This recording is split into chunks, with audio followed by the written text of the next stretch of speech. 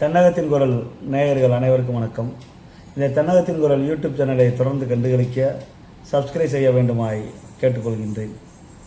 நாளை தினம் 4/5/2026 அன்று கடைசியாக நடைபெற்ற தமிழ்நாடு சட்டப்பேரவையுடைய 17வது பொதுத் தேர்தலுடைய வாக்கு எண்ணிக்கையானது நாளை தமிழகம் முழுவதும் 62 மையங்களில் நடைபெறுகின்றது. நாளை காலை 8 மணி முதல் எந்த கட்சி தமிழகத்திலே ஆட்சி அமைக்கப் போகிறது என்பது குறித்த முன்னணி நிலவரங்கள் எல்லாம் வெளியே வரும். அதன் பிறகு 11 மணிக்கெல்லாம் எந்த கட்சி தமிழகத்தில் ஆட்சி அமைக்கப் போவது என்பது குறித்த தகவலும் முழுமையாக தெரிந்துவிடும். இந்த சூழலில்தான் கடந்த 29/4/2026 பிறகு எக்ஸிட் போல் என்று சொல்லக்கூடிய தேர்தலுக்கு பிந்தைய கருத்து கணிப்பு சில நிறுவனங்கள் சில கருத்துக்களை தங்களுக்கு ஏற்றவாறு கருத்துக்களை எல்லாம் தெரிவித்தன. அது குறித்து நாம் பின்னூட்டமாக சில பத்திரிகையாளர்கள் மற்றும் சில அரசியல் விமர்சகர்களின் கருத்துக்களை பகிர்ந்தளித்தோம். அந்த வகையில் தமிழக மக்கள் குறிப்பிட்ட 30 ஆண்டுகளுக்கு பிறகு திரைத்துறையிலிருந்து தமிழக முதல்வரை தேர்ந்தெடுக்க போகிறார்களா என்பது குறித்தெல்லாம் மக்களிடம் சந்தேகத்தை ஏற்படுத்தி இருக்கின்றன. அது உண்மையா? அவ்வாறு நாளை நடைபெறக்கூடிய வாக்கு எண்ணிக்கையில் தமிழக வெற்றிக் கழகத்தினுடைய தலைவர் விஜய் அவர்கள் தமிழகத்தின் முதலமைச்சராக பதவியேற்பதற்கு வாய்ப்புள்ளதா என்பது குறித்து தான் இன்று நாம் பார்க்க உள்ளோம். தமிழகத்திலே கடைசியாக நடைபெற்ற சட்டமன்ற பொதுத் தேர்தலில் 4,88,00,000 வாக்காளர்கள் 234 தொகுதிகளிலும் வாக்களித்துள்ளார்கள். அதற்கான வாக்கு எண்ணிக்கை தான் நாளை நடைபெறுகின்றது. அவ்வாறு வாக்களித்த வாக்காளர்களில் பெரும்பான்மையானோர் புதிதாக உருவாக்கப்பட்ட தமிழக வெற்றிக் கழகத்திற்கு தான் வாக்களித்துள்ளார்கள் என்பது குறித்தெல்லாம் சில தகவல்கள் கடந்த சில நாட்களாக பரவி வருகின்றன. அது குறித்து விசாரிக்கும் பொழுதுதான் தெரிய வருகின்றது, இந்த தமிழக வெற்றிக் கழகத்திற்கு வாக்களிக்கவில்லை என்று யாரும் கூறவில்லை. தமிழக வெற்றிக் கழகத்திற்கு குறிப்பிட்ட ஒத்த வயதுடைய 18 முதல் 25 வயதுடைய இளம் வாக்காளர்கள் தமிழக வெற்றிக் கழகத்திற்கு வாக்களித்துள்ளார்கள் என்பது குறித்து ஒரு தகவல் உள்ளது. அவ்வாறு தமிழக வெற்றிக் கழகத்திற்கு வாக்களித்தாலும் அவரால் ஆட்சி அமைக்க முடியுமா? அவ்வாறு ஆட்சி அமைக்க முடிந்தால் தமிழக மக்கள் மீண்டும் திரைத்துறையிலிருந்து ஒரு முதல்வரை தேர்ந்தெடுக்கிறார்களா என்பது குறித்து அலசும் பொழுதுதான் தெரிய வந்தது. இந்த விஜய் அவர்கள் தமிழக முதல்வராக வர முடியாது என்பதுதான் இன்றைய நிலைவரை நிதர்சனம். ஆனாலும் திரைத்துறையில் உள்ளவர்கள் சமூக வலைதளங்கள் மூலமாக அவரை முதல்வராக முன்னிறுத்துவதற்குத்தான் சில இன்ஸ்டாகிராம், ஃபேஸ்புக் மற்றும் எக்ஸ் வலைதளங்களில் அவரை ஒரு குறிப்பிட்ட சாரால் முன்னிறுத்தி வருவதாக தான் அறிய முடிகின்றது. ஆனால் மக்கள் ஒவ்வொரு தொகுதியிலும் குறிப்பாக வட மாவட்டங்களில் தமிழக வெற்றிக் கழகத்தினுடைய வெற்றிக் கழகமானது குறிப்பிட்ட சதவீத ஓட்டுகளை பெற இருப்பது என்பது ஆச்சரியமில்லை. குறிப்பிட்ட சதவீதம் என்பது குறைந்தபட்சம் 20 முதல் 25% வாக்குகளை, அதாவது 30 முதல் 45,000 வாக்குகளை வட மாவட்டங்கள் மற்றும் கொங்கு மாவட்டங்களிலும், தென் மாவட்டங்களில் 18 முதல் 20% வாக்குகளை, அதாவது 25,000 முதல் 30,000 வாக்குகளை தென் மாவட்டங்களிலும் அவர்களால் பெற முடியும் என்பதுதான் நிதர்சனம்.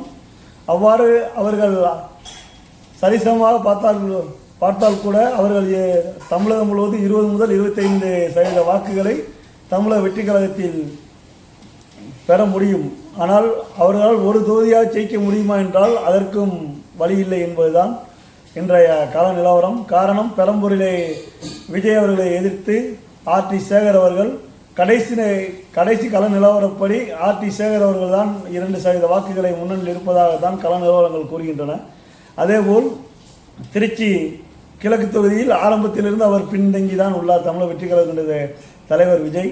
அதேபோல் பெரம்பூர் வில்லிவாக்கம் தொகுதியிலே திரு ஆதவ் அர்ஜுனா அவர்களை எதிர்த்து திரு அண்ணாநகர் கார்த்திக் மோகன் அவர்கள் வேட்பாளராக இருக்கிறார். இருவரும் நண்பர்கள்.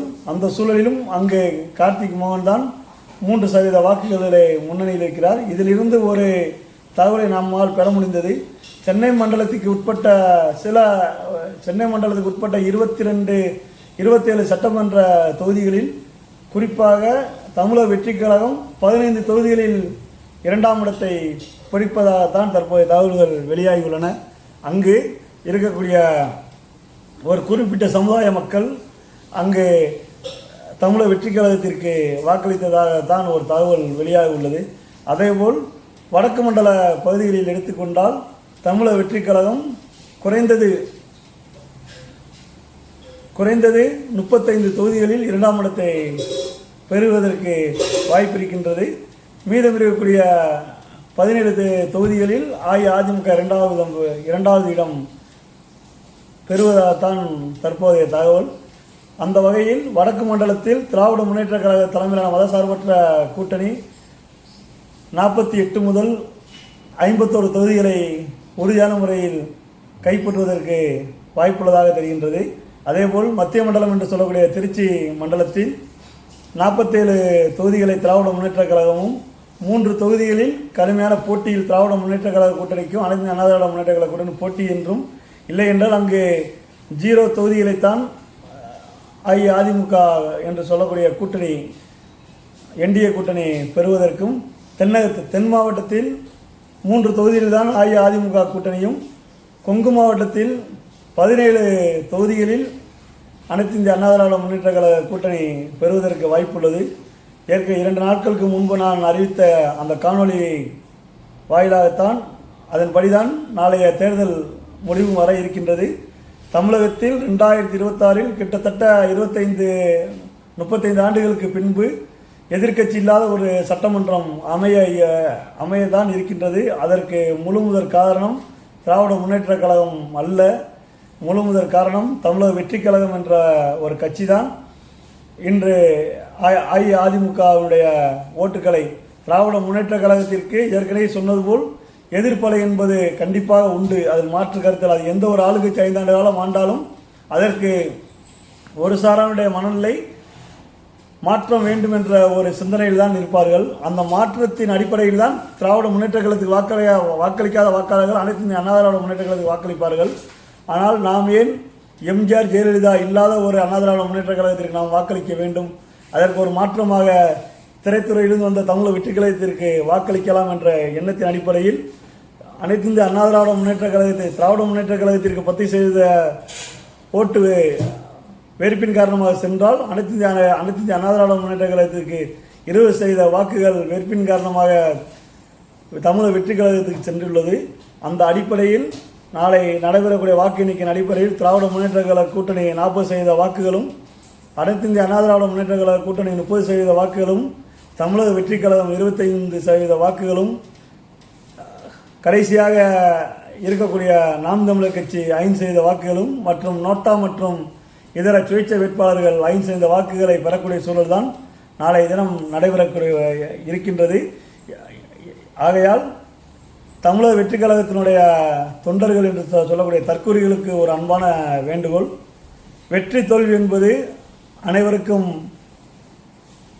பொதுவானது. இன்று வெற்றி பெறுபவர் நாளை தோல்வியை சந்திப்பார். திராவிட முன்னேற்ற கழகம் தமிழகத்திலே காணாத தோல்வி என்பது இல்லை. 1977 எம்ஜிஆர் அவர்கள் ஆட்சி பிடித்த பிறகு 1987-89 வரை 11 ஆண்டு காலம் திராவிட முன்னேற்ற கழகம் ஆட்சியில் இல்லை. அந்த 11 ஆண்டு காலம் திராவிட முன்னேற்ற கழகத்தை உயிர்ப்போடு கழக தொண்டர்களை வைத்திருந்தவர் முத்தமிழறிஞர் கலைஞர் அவர்கள். எம்ஜிஆர் மறைவுக்கு பிறகு 2 ஆண்டு காலம் திராவிட முன்னேற்ற கழகம் ஆட்சிக்கு வந்தது. அதன் பிறகு 91இல் ராஜீவ்காந்தி அவருடைய மரணத்தின் போது திராவிட முன்னேற்ற கழகம் 2 தொகுதியில் மட்டுமே வெற்றி பெற்ற வரலாறு உண்டு. ஆகையால் வெற்றி தோல்வி என்பது பெரிதல்ல. தங்களது மனநிலையை தாவேகா தொண்டர்கள் தயார்படுத்தி வைத்துக்கொள்ள வேண்டும். என்றும்